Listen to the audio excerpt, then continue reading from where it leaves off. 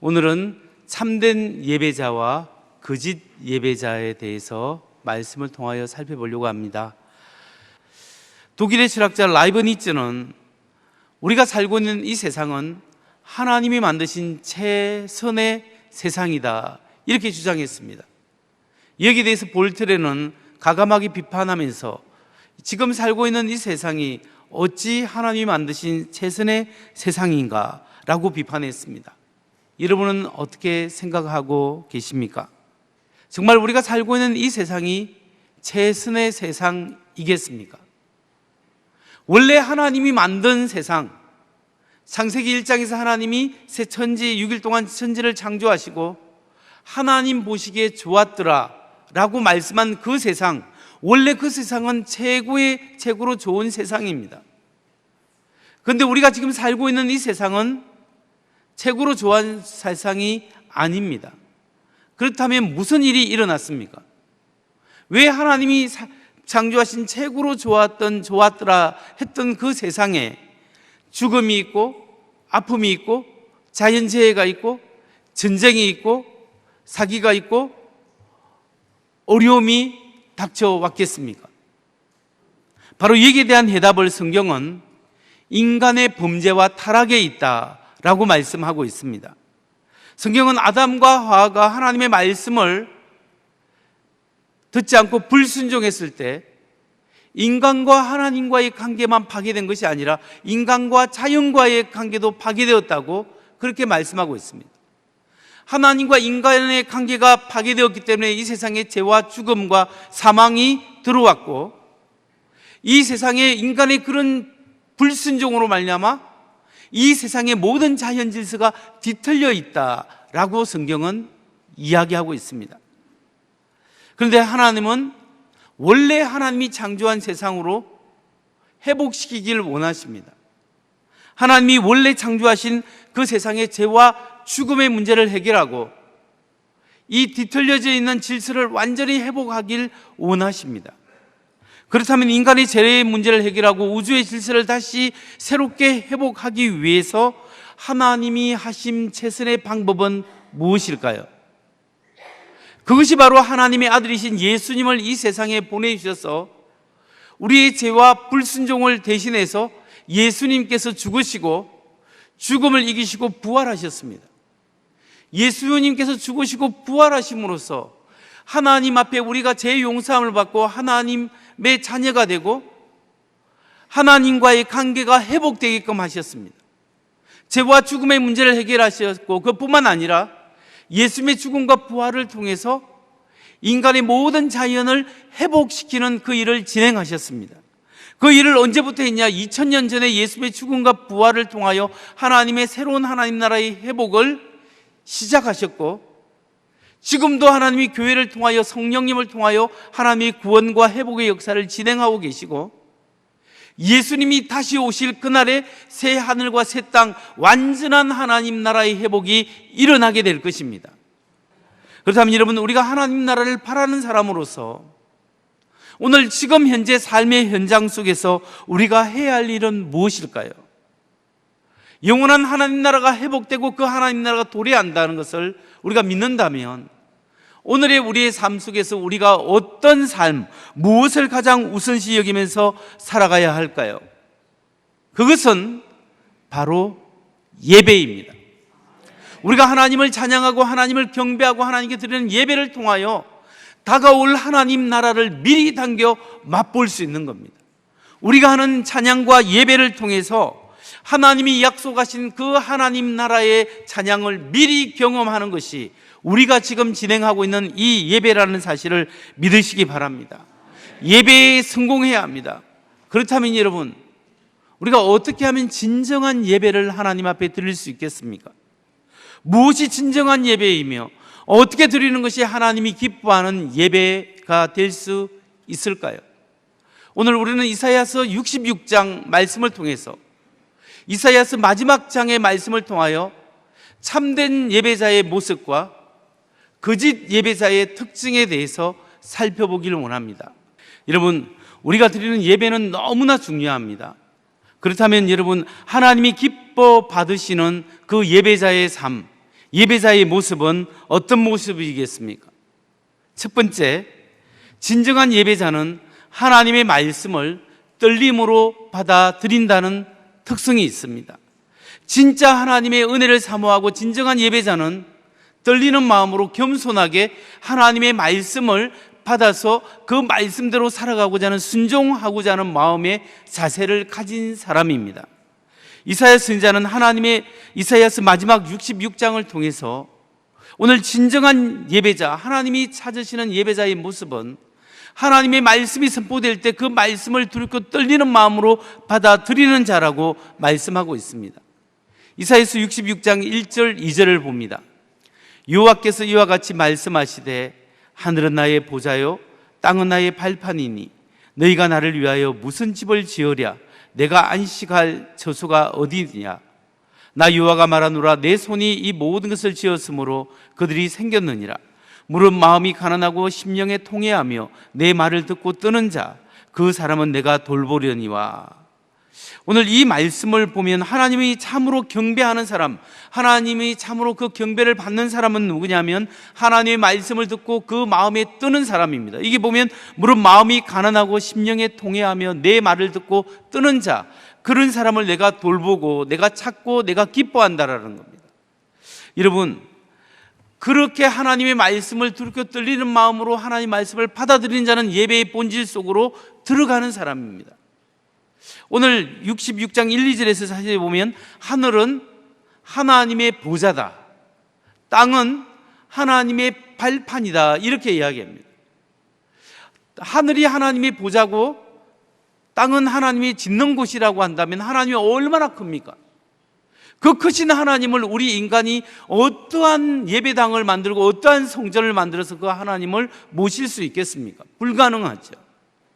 그런데 하나님은 우리의 편의를 위해서 솔로몬을 통해서 하나님의 거하실 성전을 지으라고 했습니다. 나중에 그 사람들이 불순종해서 성전이 파괴되었을 때 다시 포로된 이스라엘 백성이 돌아와서 성전을 재건축하라고 하셨습니다. 여러분, 이런 예배당이나 성전은 우리가 예배 드리는데 도움이 되는 요소고 하나님이 기뻐하는 요소지만 그보다 더 본질적인 예배의 요소가 있습니다. 그것은 뭐냐면 하나님의 말씀을 겸손히 듣고 받아들이고 그 말씀대로 순종하려고 하는 그것이 예배의 본질입니다.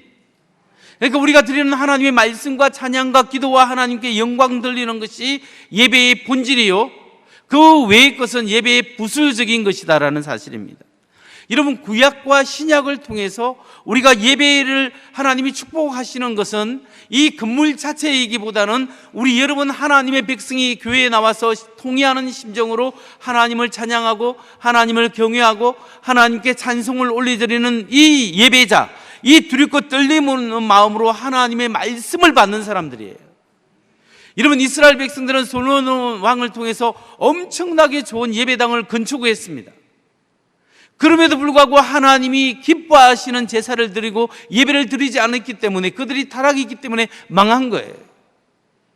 그렇기 때문에 오늘 우리가 하나님 앞에 드리는 참된 예배는 하나님 앞에 두렵고 떨리는 마음으로 드리되 이런 말씀을 의도적으로 들어야 합니다. 하나님을 갈망하면서 들어야 합니다. 그리고 겸손한 심령으로 하나님의 말씀을 받아들여야 합니다. 여러분, 이렇게 하나님 앞에 드리는 것이 예배고, 이 예배 시간에 설교하는 것도 예배고, 설교를 잘 듣는 것도 예배입니다. 하나님을 경배하는 것도 예배고, 하나님께 기도하는 것도 예배입니다. 예배자의 심령 자세가 하나님을 향하여 있는 것이 가장 중요하다는 사실입니다. 그렇기 때문에 여러분, 예배자의 구경꾼이 되면 안 됩니다. 뒤에 앉아가지고 오늘 말씀이 좋은지, 오늘 사람들이 얼마나 왔는지, 오늘 우리가 사람들이 찬양을 얼마나 잘하는지, 예배의 구경꾼자가 아니라 예배를 드리는 참여자로서 하나님 앞에 하나님께서 오늘 말씀을 통하여 내게 무엇을 말씀하시는가? 주여 말씀하옵소서. 제가 주의 종이 듣겠습니다. 하나님 내게 말씀하옵소서, 내가 듣겠습니다. 이 심령이 중요합니다. 그래서 예배를 통하여 여러분의 하나님의 말씀을 들을 때 여러분 심령 속에 하나님이 가슴 뭉클한 마음을 주든지 깨달음을 주든지, 아, 이것이 나에게 주시는 하나님의 말씀이구나, 주여 내게 더 말씀해 주세요, 내가 어떻게 살아야 합니까? 라고 하나님의 음성이 들리고 깨달아진다면 오늘 여러분은 성령께서 여러분의 마음을 두드리시고 여러분은 예배 안으로 들어온 사람인 줄 믿으시기 바랍니다. 둘째, 거짓 예배자의 특성은 자기 마음대로 행하며 자기 의를 추구하고 자기 만족을 추구하는 모습으로 나타난다라는 사실입니다. 여러분, 가짜 예배자는 하나님의 말씀에 떨림이 없습니다. 그리고 그 예배와 모든 삶이 자기 의를 드러내고 자기 만족을 위해서 신앙생활하고 예배를 드리는 특성이 있다는 겁니다. 오늘 이사야 선지자는 거짓 예배자는 하나님의 뜻을 추구하지 않고 자기 뜻을 내세우고 자기 만족을 위해서 산다라는 것을 알려주고 있습니다. 이사야서 66장 3절 말씀을 세 번역으로 봅니다. 소를 죽여 제물로 바치는 자는 사람을 제물로 바치는 자와 같다. 양을 잡아 희생 제물로 바치는 자는 개의 목을 부러뜨리는 자와 같다. 부어드리는 제물을 바치는 자는 돼지의 피를 바치는 자와 같다. 분향을 드리는 자는 우상을 찬미하는 자와 같다. 이러한 제사장들은 나의 뜻을 묻지 않고 제 뜻대로 한 자들이다. 오히려 가증한 우상 숭배를 즐겼다. 가증한 우상들을 진정으로 좋아하였다. 여러분, 이 말씀에 보면 하나님께 소를 잡고 양을 잡고 다른 동물을 잡아서 하나님 앞에 드리는 것이 원래 제사법이에요. 그런데 소를 잡고 양을 잡고 하는 것이, 그것이 우상을 바치는 것과 같다고 이야기합니다. 왜 그렇게 이야기할까요? 지금 예배의 형식은 드리고 예배의 재료는 제대로 드리고 있지만 하나님을 경외하는 마음이 없는 사람은, 그런 사람은 아무리 예배의 형식을 갖추고 뭔가를 하나님께 드린다 하고 예배를 드린다고 하지만 실제로 그것은 우상을 섬기는 것과 동일하다는 겁니다. 다시 말해서 우리 마음 중심이 하나님을 향하지 않고 하나님께 가 있지 않고 엉뚱한 것에 가지고 가 있다면 그것은 자기 만족을 위한 예배가 된다는 거예요. 그냥 내가 예배당에 앉아있으므로 마음의 위안을 받으려고 하는 그런 삶의 자세에 지나지 않는다는 거예요. 우리가 이 자리에 앉고 하나님을 찬양하는 이유는 우리의 심령이 하나님을 향하여 찬양하기 위해서 모인 거예요. 여러분, 거짓 예배자들은 경건의 모양과 형식과 격식을 다 갖춥니다. 그런데 그 속에서 자기 의를 드러내고 자기 만족을 추구하는 특성이 있는 거예요. 이사야서 66장 17절 말씀을 봅니다. 스스로를 거룩하게 구별하며 몸을 깨끗하게 하고 이교 제사를 바치는 동산으로 들어가서 우상 가운데 놓고 둘러서서 돼지고기와 부정한 짐승과 쥐고기를 먹는 자들은 모두 다 망할 것이다. 주님의 말씀이시다. 여기서 거짓 예배자의 모습이 어떻다고요? 스스로 몸을 정결케 합니다. 거룩하게 합니다. 경건의 모습을 보입니다. 그러나 하나님 앞에 올바로 나와서 예배드리는 것이 아니라 우상의 제단에 가서 우상의 음식을 먹고 마시고 거기서 예배를 드립니다. 여러분, 이런 모습이 어떤 모습이겠습니까? 하나님의 이름으로 주님 앞에 나오고 하나님의 이름으로 종교 활동은 하지만 진정한 그 삶 속에 하나님을 경외하는 모습, 하나님을 영광을 위하여 사는 모습이 없고 자기 의와 자기 만족을 추구하는 삶의 모습입니다. 이걸 현대인으로 우리에게 적용해 보면 우리가 하나님 앞에 나와서 예배드리는 이 모습은 정말 좋습니다. 그러나 예배를 드리는 이 모습 속에 하나님을 갈망하고 은혜를 받고 할 때 우리는 모여서 드리는 예배를 통하여 하나님의 은혜를 받습니다. 그런데 예배는 이 모여서 드리는 예배일 뿐만 아니라 이제 흩어져서 우리의 삶의 현장 속에서 드려지는 예배가 있어요.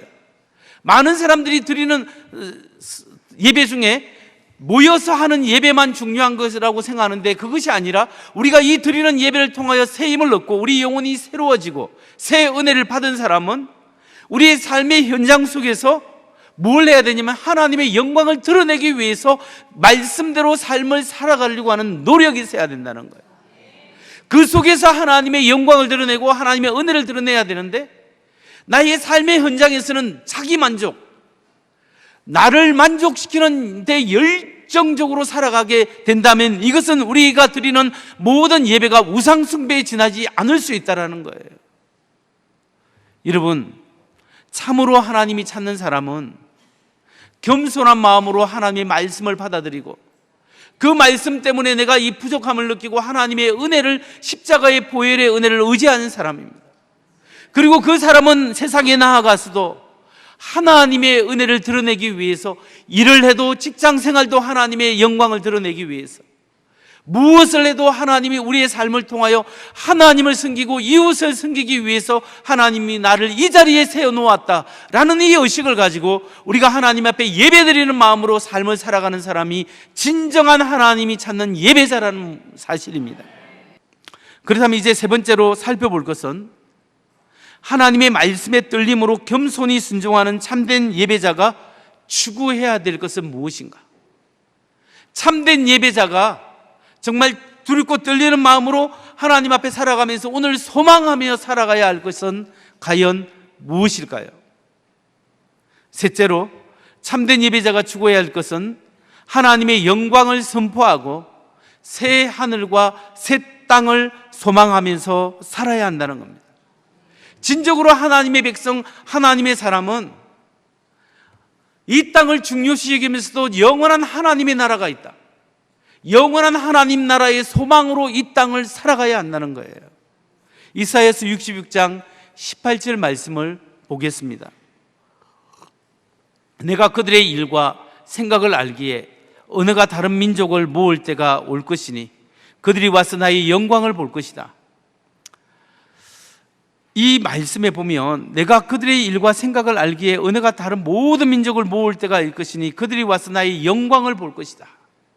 모든 민족이 하나님의 영광을 보게 될 것이다. 이스라엘 백성뿐만 아니라 온 세상 모든 민족이 하나님의 하나님 되심을 보게 되는 그날이 올 것이다 라고 이야기합니다. 여러분, 이 말씀이 어떤 배경에서 나왔겠습니까? 우리가 지금까지 이사야서 1장부터 66장까지를 강해해 왔는데 이사야의 핵심들이 뭐예요? 하나님의 백성이 하나님의 말씀대로 하나님을 경외하며 살아갈 때 축복인데, 이 이스라엘 백성들이 하나님의 말씀을 제대로 받지도 않고 엉뚱한 우상을 섬깁니다. 그래서 이사야를 통해서 돌아오라고, 하나님 앞에 제대로 돌아오라고 외친 거예요. 죄인들아 그렇게 살면 죽는다, 하나님 앞에 돌아오라고 외쳤습니다. 그런데 사람들이 그 말을 듣고도 돌아오지 않았습니다. 그래서 망하게 된 거예요. 그래서 이사야가 그 망하게 된 백성이 망하지만 하나님의 긍휼하심과 불쌍히 여겨주심 때문에 하나님이 그 망한 백성을 다시 회복시켜서 예루살렘으로 돌아와서 새로운 성전을 짓게 하고 나중에 모든 민족이 돌아와 하나님의 영광을 보게 될 것이다. 하나님의 심판과 하나님의 회복하심에 대해서 이야기하고 있는 거예요. 여러분, 오늘 모든 민족이 나중에 하나님 앞에 서게 되고 회복되는 하나님의 하나님 되심을 알게 될 그날이 옵니다. 그런데 여러분, 오늘 이 말씀을 우리의 삶 속에 적용을 해보면 우리가 하나님의 나라에, 하나님 나라가 도래할 그때까지 오늘 우리의 삶 속에서 하나님이 주신 사명과 하나님이 주신 은혜 속에서 하나님의 은혜로 살아가야 합니다. 하나님이 주신 이 말씀의 은혜, 이 복음 전파의 사명, 크리스찬의 삶을 살아가는 삶을 우리가 살아가야 하는 거예요. 그러면서 동시에 우리가 생각할 것은 뭐냐면 이 땅을 살아가는 아픔을 뛰어넘어 저 영원한 하나님 나라가 있다는 것을 기억해야 합니다. 하나님이 회복할 새 하늘과 새 땅이 있고 우리에게 주실 영원한 하나님 나라의 소망과 새 하나님 나라의 축복이 있다는 것을 우리가 늘 생각하며 살아가야 합니다. 이사야서 66장 22절을 보십시오.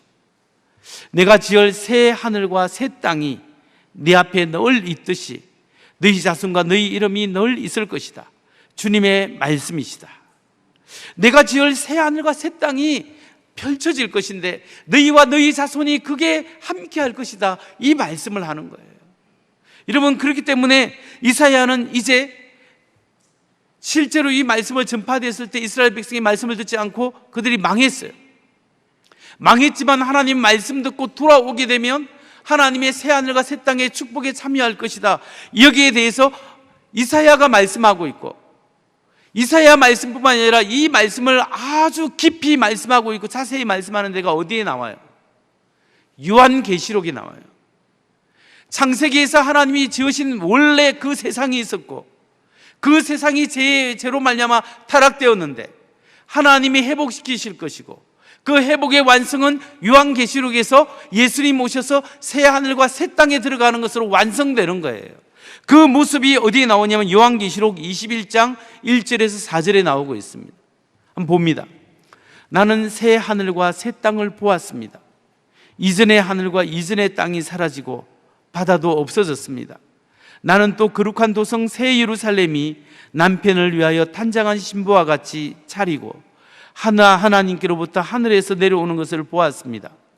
그때 나는 보좌에서 큰 음성이 울려 나오는 것을 들었습니다. 보아라, 하나님의 집이 사람들 가운데 있다. 하나님이 그들과 함께 계실 것이요, 그들은 하나님의 백성이 될 것이다. 하나님이 친히 그들과 함께 계시고 그들의 눈에서 모든 눈물을 닦아주실 것이니 다시는 죽음이 없고 슬픔도 울부짖음도 고통도 없을 것이다. 이전 것들이 다 사라져버렸기 때문이다. 여러분, 이 말씀에 보면 이사야서에서 언급하는 새 하늘과 새 땅, 하나님이 회복시킬 그 나라의 모습을 이제 사도 요한은 계시록에서, 성경의 맨 마지막 장에서 제일 자세하게, 아주 자세하게 새 하늘과 새 땅의 도래에 대해서 설명하고 있어요. 여러분, 우리는 이 땅을 살아가지만 하나님 나라의 새 하늘과 새 땅, 새 예루살렘, 하나님이 완전히 회복할 그 나라가 온다는 사실을 믿어야 합니다. 그런데 계시록 21장, 22장에는 새 땅, 새 하나님의 나라 완성을 이야기하는데, 특히 21장에는 새 예루살렘의 모습이 나옵니다. 그런데 새 예루살렘의 모습을 우리가 읽어보면 그 새 예루살렘의 성의 모습, 각각 집과 성과 도로가 다 무엇으로 이루어졌습니까? 다이아몬드나 금이나 은이나 보석이나 온갖 좋은 보석으로 집이 만들어져 있고 도시가 형성되어 있어요. 여러분, 왜 성경에서 하나님께서 요한을 통하여 하나님 나라의 비전을 보여주었는데 왜 온갖 좋은 보석과 보화들로 만든 집 예루살렘 성을 보여줬을까요? 진짜 새 예루살렘이 보석과 보물로 이루어진 곳일까요? 문자적으로 그럴 수 있습니다. 또한 그 의미를 알아야 합니다. 이런 보석이 뭐예요? 금이 뭐예요? 은이 뭐예요? 다이아몬드가 뭐예요? 뭘 상징합니까? 가장 귀중한 것, 값진 것을 상징하잖아요. 그래서 새 예루살렘 성이 금은 보화로 이렇게 이루어졌다는 것은 인간이 상상할 수 있는 가장 값진 가장 값진 것으로, 우리가 생각하는 것보다 훨씬 더 귀중한 것으로, 훨씬 더 행복하고 우리가 상상했던 것보다 훨씬 더 기쁨의 도시가 바로 그곳이다 라는 사실을 우리에게 알려주고 있는 겁니다. 여러분, 하나님이 완성하실 나라는 저와 여러분이 생각하는 것보다 훨씬 더 아름답고 좋고 기쁘고 우리가 생각하는 것보다 훨씬 더 행복한 곳이 바로 하나님의 나라입니다. 우리가 그 하나님 나라를 바라보는 사람들이에요. 그렇기 때문에 우리는 두 가지 삶을 살아야 합니다. 하나는 이 땅의 삶을 살아야 합니다. 이 땅에서 비록 현실적으로 어렵고 힘들고 문제가 있고, 가정의 문제, 직장의 문제, 앞으로 미래의 문제, 이 한 문제를 넘고 나면 다른 고비가 나타나고, 또 다른 이 고비를 해결하면 다른 고비와 문제가 나타나더라도 이 땅 속에 하나님의 은혜로 믿음으로 예비하며 살아가는 삶의 모습이 있어야 한다는 거예요. 그런데 여러분, 우리가 다시 한번 생각할 것은 이 땅만이 우리의 모든 것이 아니라는 거예요. 우리는 이 땅에 충실하고 이 땅에 하나님의 사랑과 은혜와 은총으로 최선을 다하되 우리는 그와 동시에 저 하나님의 나라가 있다는 것을 믿어야 합니다. 우리에게 주어질 영원한 하나님의 나라가 있습니다.